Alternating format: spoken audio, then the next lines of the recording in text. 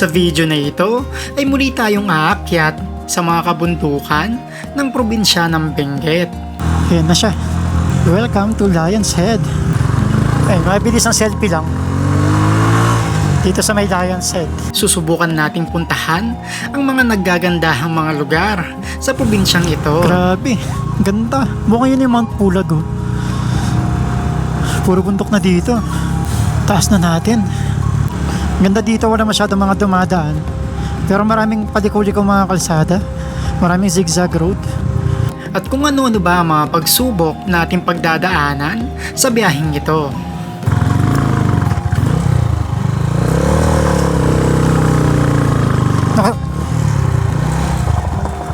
Nakasigunda pala ako, nakalimutan ko.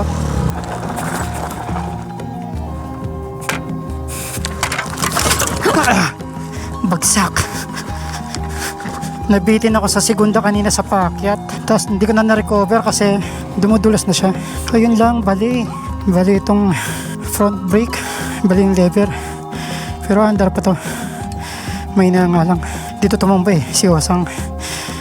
Dito ako nabitin yung matarik. Pero okay lang.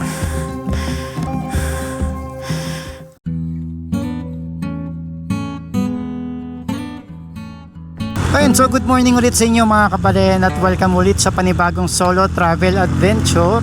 Bali, maglalong ride tayo ngayon. Bali, 2-day ride itong gagawin nating paglalakbay. At mag-i-explore tayo dito sa may mga kabundukan ng Benguet. At syempre dito muna tayo sa mga malalamig na parte ng probinsya ng Benguet. So yung day 1 natin mula dito sa may Angeles City, Pampanga, tayo ay maglalakbay hanggang Baguio City. Pagdating natin ng Baguio City, diretso tayo ng Ambuklaw doon sa may Bocod, Benguet. Tapos susunod natin pupuntahan yung Badekdek, Sulphur Spring. Tapos diretso tayo ng Mount Pulag. Pero di tayo aakyat ng Mount Pulag, dadaanan lang natin yung vicinity o yung area ng Mount Pulag. Tapos last stop natin sa day 1 natin is sa may Lake Tabeo, dyan sa may Kabayan, Benguet. Dyan tayo mag-overnight, magka-camping tayo sa pinakamalamig na campsite dito sa Pilipinas. Nasa peak ngayon yung lamig dito sa Benguet, kaya expect natin na napakalamig ng ating pag-i-stay dito sa campsite ng Lake Tabeo. At sana sapat itong mga daladala kong mga pangontra o panlaban sa napakatinding lamig dyan sa may Lake Tabeo. Dito pa lang kasi sa may Pampanga is napakalamig na. Paano pa kaya pagdating natin dun sa may mga matataas na bahagi ng mga kabundukan ng Benguet? So yung biyahe muna tayo. Update ko kayo maya maya dahil madilim-dilim pa. So yung time check pala natin ngayon is saktong alas 5 na ng umaga. Oras na babiyahin natin hanggang makarating tayo ng Ambuklaw is nasa 4 hours and 38 minutes. Meron itong 195 kilometers. So first stop pa lang natin yun, or first destination pa lang natin yung Ambuklaw Dam. Dito na tayo dadaan, no? Dito sa may bypass road. Hindi na tayo dadaan sa may Benguet Arc.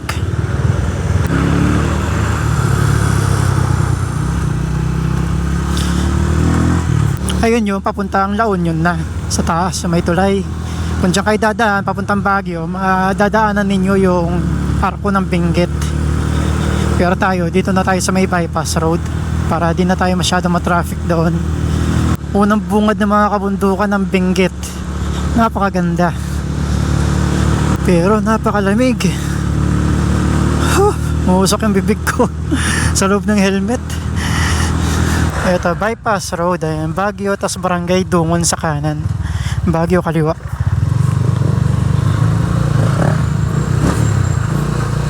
Ayan, kung napapansin niyo yung tulay dyan sa may kaliwa, yan yung tulay kung magagaling kayo ng arko ng Benguet, galing ng La Union.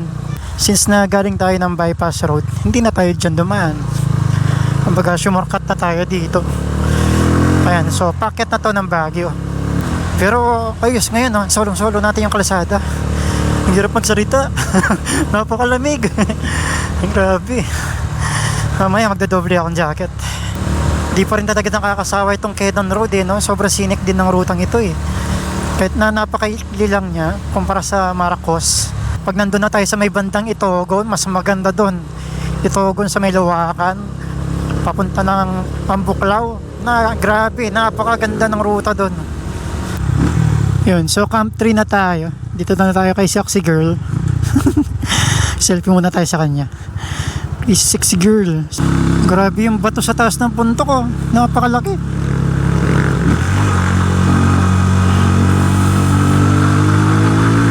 Okay, paakyat na tayo ng Lion's Head.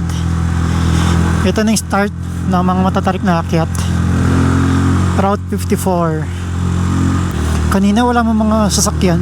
Pagdating dito, ang dami ng sasakyan ngayon.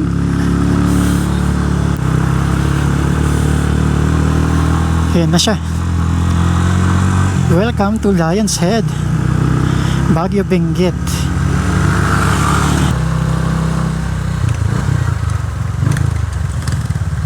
Picture lang tayo na mabilisan. Tapos alis na tayo. Ay, mabilis ang selfie lang. Dito sa may Lion's Head. Tapos tuloy na tayo sa Baguio City.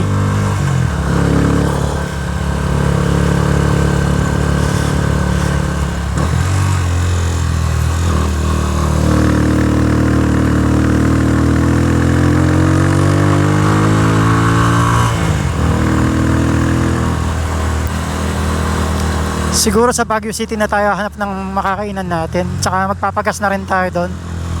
Yung mga plano natin na mga unang stops, di natuloy eh. Kasi naging tuloy-tuloy yung biyahe natin kanina. Sabi ko dito na ako sa may paakyat. Tuloy ko na. Ayun, so finally, welcome to Baguio City. Time check natin, 8:21 ng umaga. Napakalamig.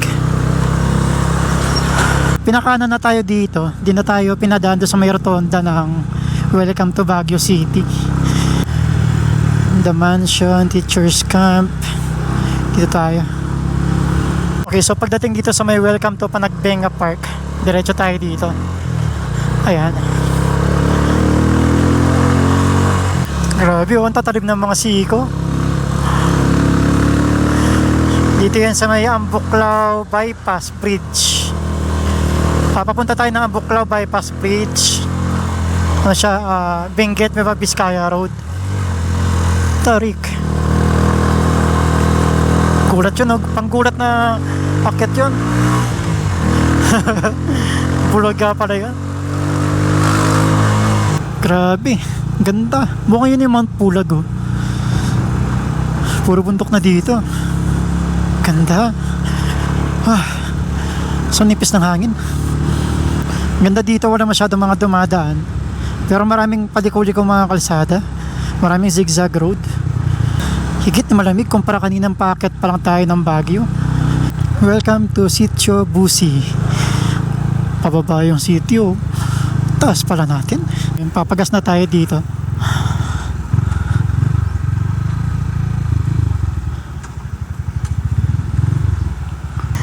May mga kainan pa dito? Marami pa. Okay. Full tank po. Sakto ah. 1, 2. Kulang yata. Eto. Thank you, te. Ayun, so tapos na tayo ulit magpa full tank ng motor. Si Osang. Kumain siya ng 300 pesos na gasolina mula ang City, Pampanga. Siguro dito makakakain na tayo no? Gutom na talaga ako Grabing kalsada. Tingnan nyo naman. Ay. Solid yung mga bundok. Nagbabagal talaga ako kasi pinagmamasdan ko yung mga bundok Tapos tignan nyo, solo pa natin yung kalsada na dinadaanan natin ngayon. May kambing pa sa kalsada. Ba't nandito yung kambing? Masagasahan pa yun First time kong dumaan dito. Kabilang side siya ng La Trinidad, Benguet. Papuntang Ambuklaw. Ayan po, tuloy-tuloy yung mga siko. Wala pa rin kainan. Solid.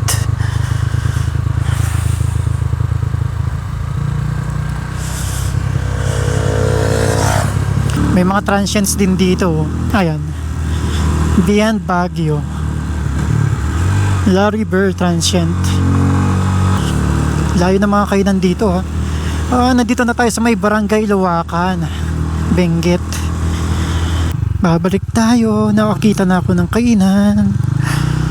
Hindi ko na palalagpasin to dahil gutom na talaga ako. Barangay Luwakan. Dito tayo sa may Itogon.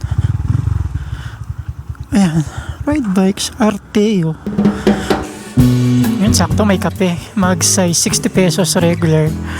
Nagsaserve po ba kayo ng breakfast dito? Coffee lang. Sige, coffee na lang muna. Regular size na Americano.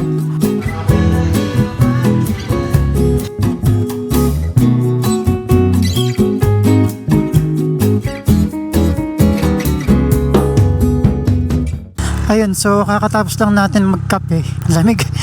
At natatanaw na natin yung Ambuklaw Dam nandito sa may ibaba. So malapit na tayo, nasa 32 minutes na lang. Nandun na tayo.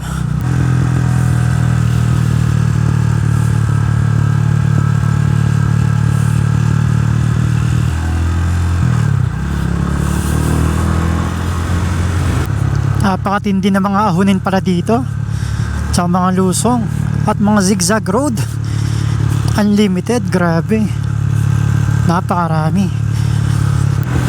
Ito, mukhang matarik to. May signage kasi na shift to low gear. Talim na ito siko. Ano siya, hair clip. Ayan o. Palipad nga tayo ng drone.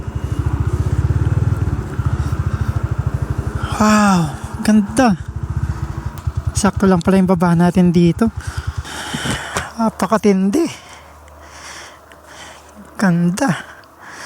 Wow. Solid. Halipad tayo ng drone dito. Maganda.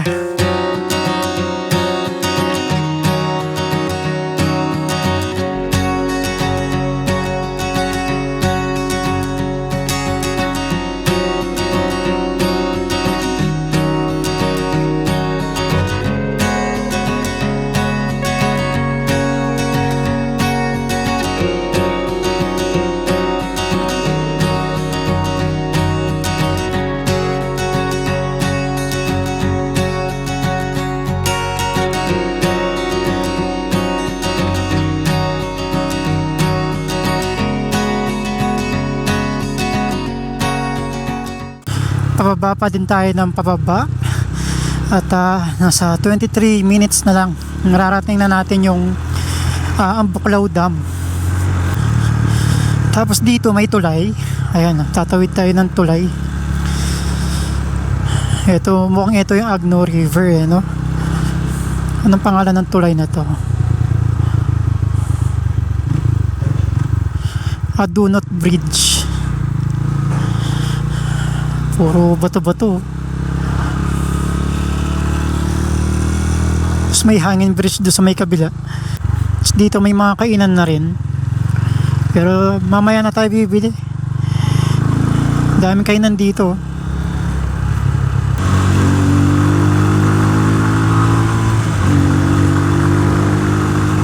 Maaga pa naman kasi, 10:00 pa lang. Mamaya pag magla-lunch na tayo, doon na tayo bibili ng mga kakainin natin at babaunin sa Lake Tabeo, doon sa campsite natin doon.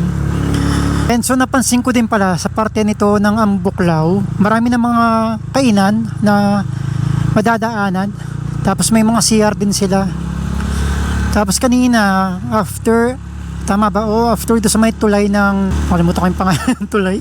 Basta yung tulay na tinawid natin kanina. Yung mga kainan doon tuloy-tuloy, ang dami. Pagkakatabi sila. Tapos after noon, puro ganito na, puro zigzag road na. Actually, kanina pa tayo nasa zigzag road, pero dito, akyat baba na. Ito, ang talim na ito. Oh. Ang daming pwesto dito, mga kainan. Tapos solo natin yung kalsada. Wala man nga tayong mga kasabay. Ganda ng pagkakagawa ng slope protection, no? Para hindi magkaroon ng landslide. Yun nga, nasa taas wala siyang protection. Tsaka nga pala, kanina pa tayo paikot-ikot. Ilog na itong nasa ilalim natin. Kung di ako nagkakamali, ito yung Agno River. Sitio Minac. Ayan, welcome to Sitio Minac. May doon mga bahay, oh, nasa gilid ng bundok. Ayan, oh. Oh, di ba? Uy, dire-diretsong baba to, oh. Haba. Ganda ng ilog, oh. Ayan, oh. Kita nyo ba? Grabe. Doon banda. Mukhang mas okay doon. Lipat tayo. Ayan, oh. Wow, ang ganda ng mga rock formation. Ganda. Ayan, oh. Mga bato-bato. Ang gaganda. Tapos ang ganda ng ragasan ng tubig banda doon, no?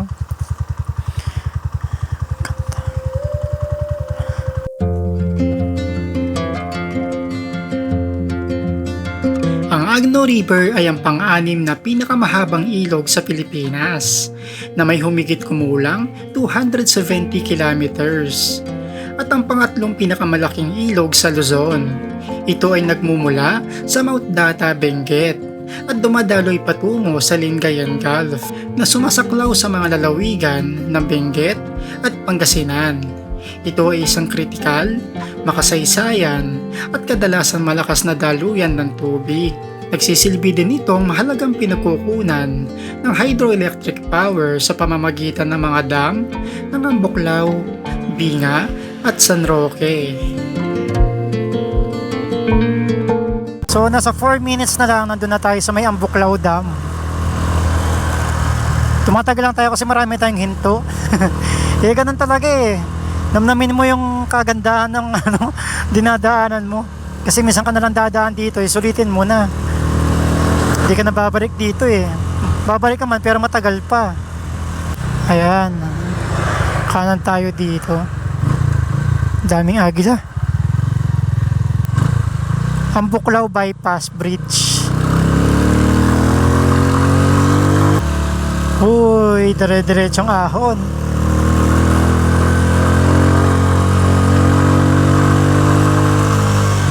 Mukhang ito yung pababa sa Ambuklaw.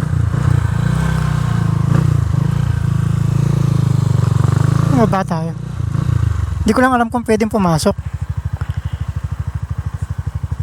Ito siya, oh. Rough road yung pasukan. Pwede bang pumasok? Try natin pumasok kung pwede. Kung hindi, palipad na lang tayo ng drone.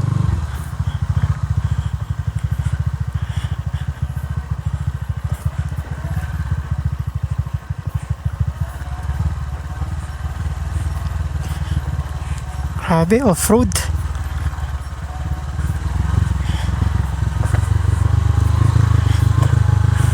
Unexpected trail pala tayo dito sa may Ambuklaw. Sana pwedeng pumasok eh, no?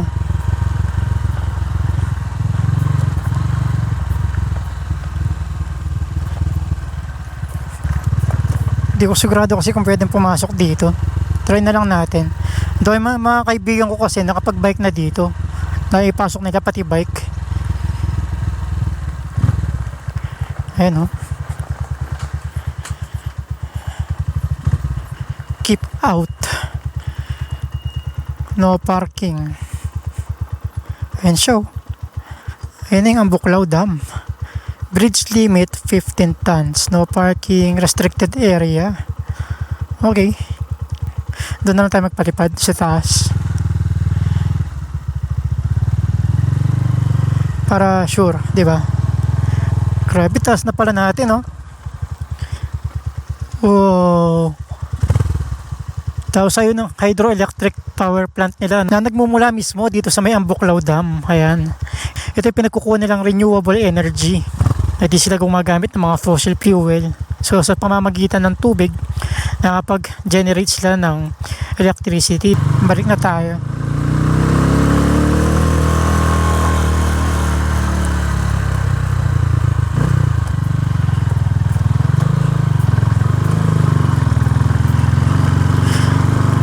Balik tayo doon sa view deck ng Ambuklaw. Doon na lang tayo magpalipad ng drone.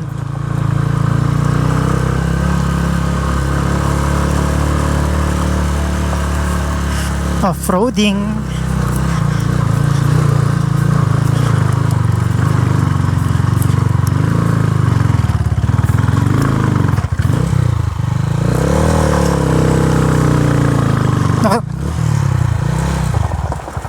Segunda pala ako, nakalimutan ko.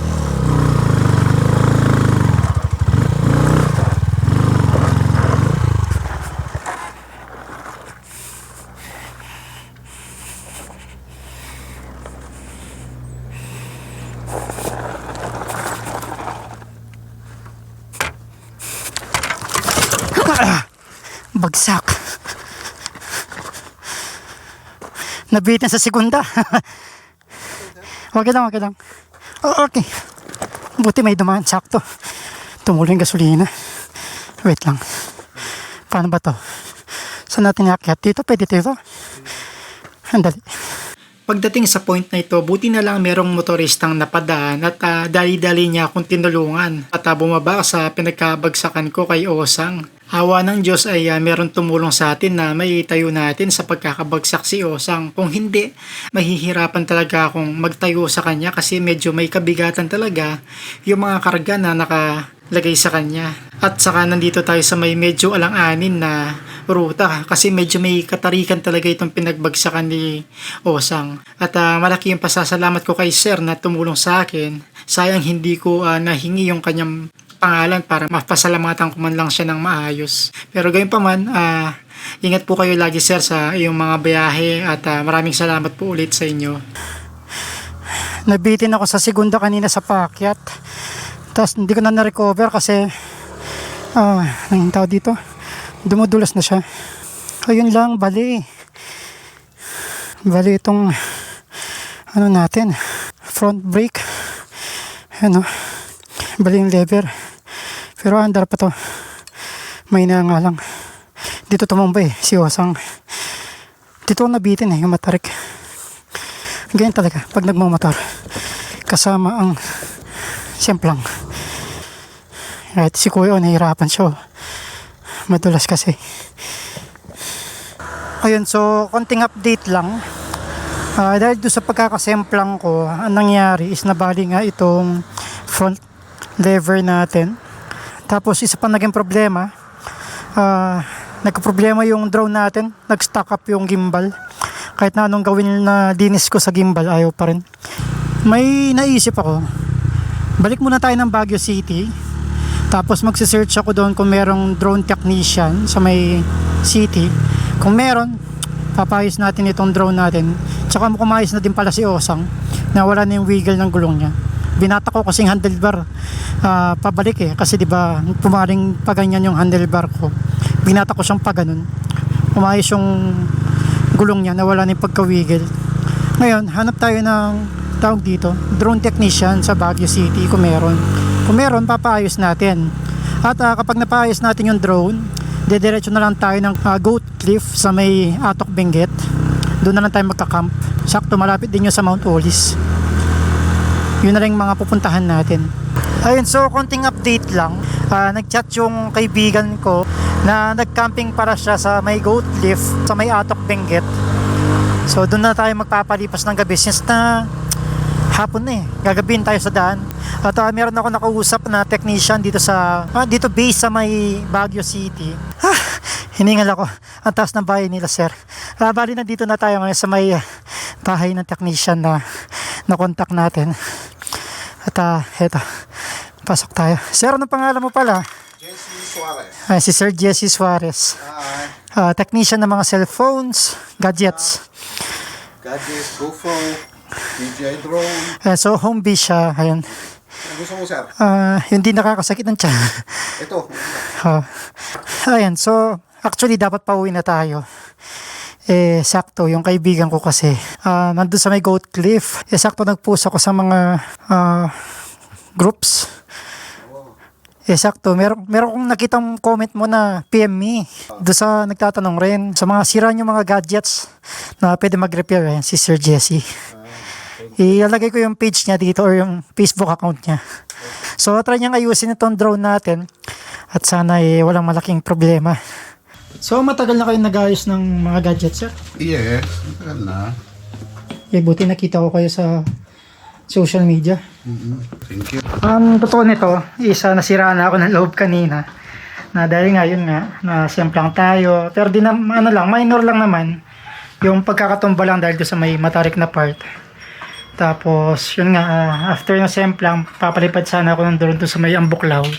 Yan nangyari. Yun nga, nag-stop na yung gimbal nitong drone natin. Hindi ko na siya mapalipad. Tapos nag-post ako sa Facebook groups dito sa may drone owners, Baguio, ganun. Tapos nakita ko yung comment ni sir. Minessage ko siya. Sakto. Nandun lang siya sa may area kung saan ako kanina. Sinundan ko na punta dito. Ayun, so kasalukuyan na chinecheck ni Sir Jesse kung ano yung problema nitong drone natin. Para tuloy-tuloy yung ligaya ng mga... Ay, medyo malala. Ano sir? Nangyari? Putol. Ayan, asan? Ayan. Flex niya. Yun lang. Try natin kung meron ako dyan. Or baka... Tama nga yung binanggit ng isang nakausap kong technician, baka flex daw yung problema. Dahil sa pagkakahulog kanina yan, no, sir? Yung impact, no? Lumagapak siya. So, ito pala yung naging sira ng drone natin. Yung tinatawag na flex, na bali. Ayun, no? Gimbal flex. Gimbal flex, ayun. Kaya di na nagre-respond sa, ano, yung up and down niya. Wala na. Sana meron pang spare parts. May good news tayo. Maandar na yung drone natin. Oo, nawala na yung gimbal stack up, no? Wala na yung Yung prompt dito. error niya. Message. Tapos, try natin kung working na siya. Okay. Yun, no? Tumitingala na. Working. Up. Down. Up.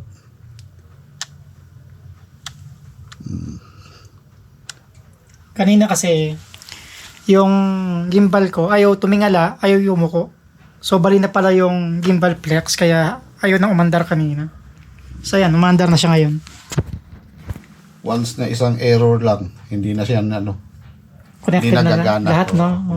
Kahit mag-record ka, ayaw din. Buti na lang, nag-reply si sir, pauwi na ako kanina. Kung hindi, wala, di matutuloy itong vlog na to. Nagkaroon tuloy ng storya pa. Okay na. Working. So, Nice. finalize ko na lang. Kumbaga, i-double check na lang ni sir kung kailangan ayusin. Pero working na lahat. Naayos na yung problema.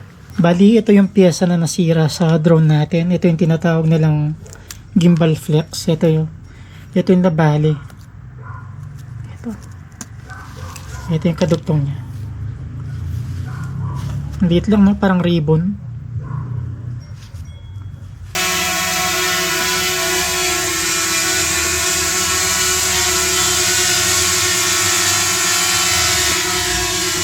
Lumilipad na ang drone natin. Nabuhay na siya muli.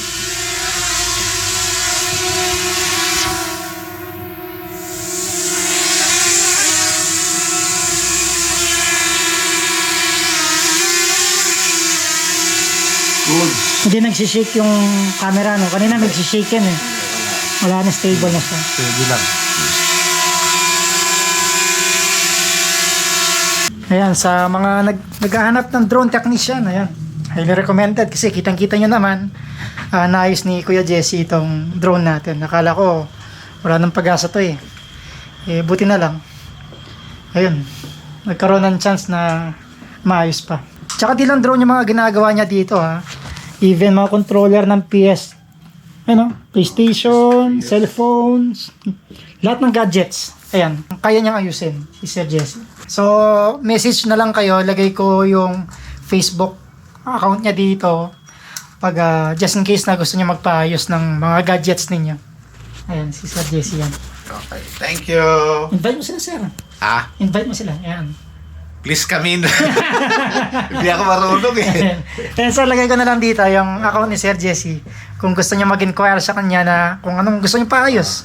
Ayan. Message na kayo. Messenger. Sa ginagandaan, kompleto siya ng gamit dito.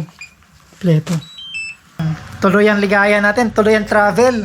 Tuloy ang rides. Oo, kala ko uwi na tayo ngayon. Tapos, ang kinagandaan dito sa lugar nila, tingnan nyo, para tayo nasa langit. Grabe. taas natin, tas kulay puti na lahat oh. Nababalutan ng ulap itong lugar nila. Sir, maraming salamat. Thank you so much sa pag-ayos ng aking drone. Welcome. Ingat sa Ah, dali. sa ulitin, di na ako babalik dito. Hindi, joke lang. Di na ako babalik na may sira. Pero babalik ako dito, may dalang customer. Thank you, sir. Thank you. Ingat sir. Okay, Baguio Bontoc Road na tayo. Ito na yung Halsema Highway. At napakalamig na. Grabe, solo gaming sa Halsema Highway. Grabe, ibang klaseng trip to ha. 1 hour and 22 minutes pa. Layo pa.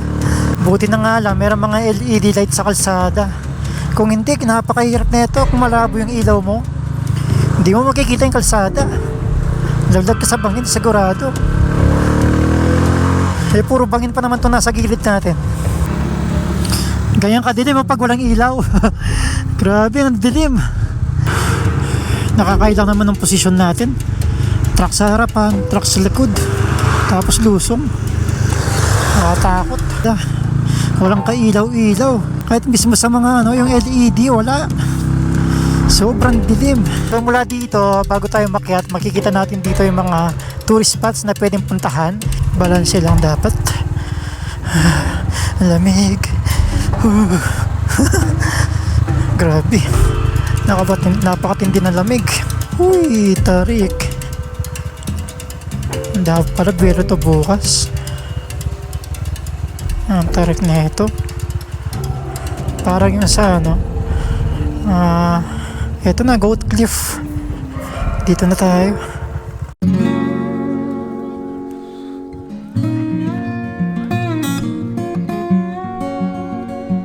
Tapos ito yung naging spot namin ni Bella.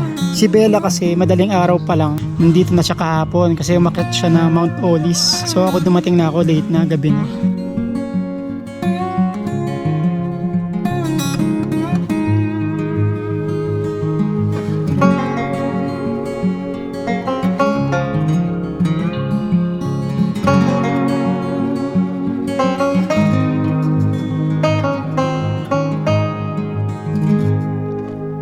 Ayun, so finally narating na natin sa wakas itong isa sa mga pinagmamalaking pasyalan dito sa may Atok, Benguet na mas mataas pa sa may former highest point Philippine Highway System at sa pagkakaalam ko, isa mas mataas din sa may new highest point na matatagpuan sa may Tinok, Ifugao. So nandito tayo ngayon sa may Mount Olis na matatagpuan dito din mismo sa may Atok, Benguet.